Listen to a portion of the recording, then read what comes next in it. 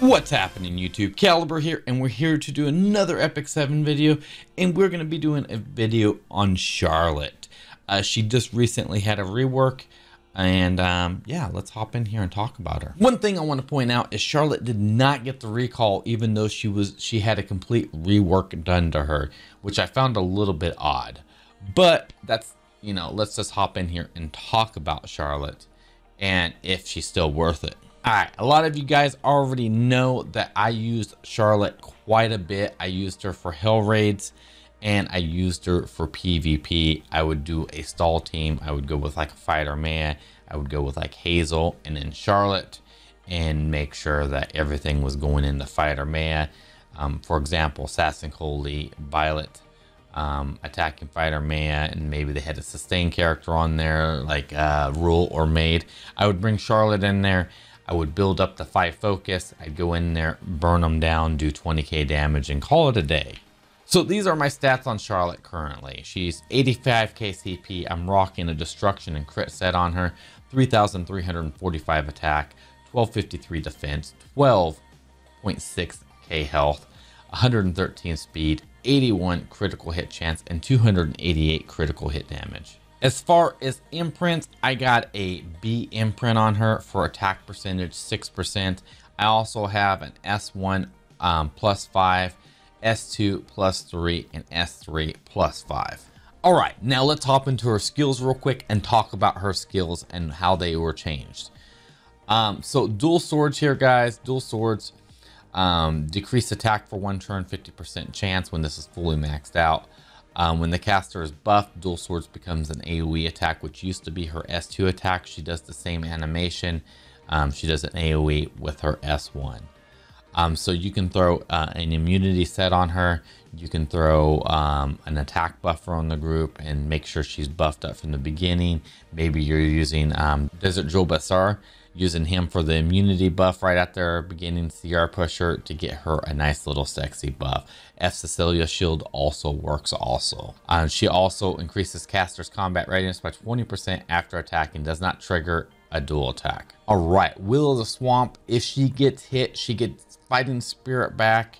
I'm missing out on about 20 fighting spirit on this, but she also gets an attack and defense buff for 1 turn. I will say this about Charlotte. When I played her before, she was only good for like 2 or 3 hits and she was dead.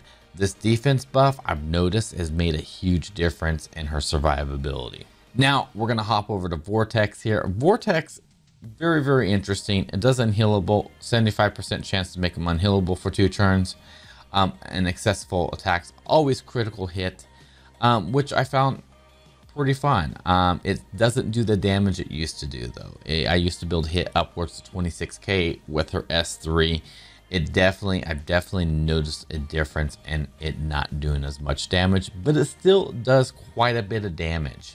You can also soul burn this and acquire 100 fighting spirit by using this skill, meaning you can spam this skill after she's acquired it over and over and over. All right, so I took her through Hell Raid, ran her through a whole bunch of stuff, through the left side. She was my Hell Raid farmer before, and I wanted to see, is she good?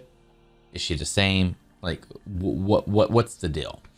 And what I come to find out is she's a lot more tankier in Hell Raid. She seems to be able to take hits a whole lot better because that sexy defense buff that she gets on herself with that attack buff. Also, I noticed that my DPS with her S3 definitely was falling a lot shorter than it used to. But it kind of made up for it with the fact that she always has a buff on her. And she's constantly AoEing with her S1. I took her in a little bit of PvP just for the lulz. Went in there with Oxlots, went in there with regular lots, did some CR push into her. Meaning she was having a buff on her at all times. And she was doing okay damage with her S1 AoE. Really makes me think if she might be viable somehow on an arena defense team. I don't know yet. I really haven't ran any tests on that. Unfortunately, I forgot to throw her on arena defense team. That didn't even cross my mind to test that out. But she does have some hard counters to her. SSBs, which are running around everywhere, can just absolutely just wreck her world. Also, the fact that she now has a debuff on every one of her abilities makes her extremely susceptible to Zerados. But the fact of the matter is she is actually a pretty decent unit. I ran around a little bit with Sword of Judgment on her, which was like, hey, this kind of works.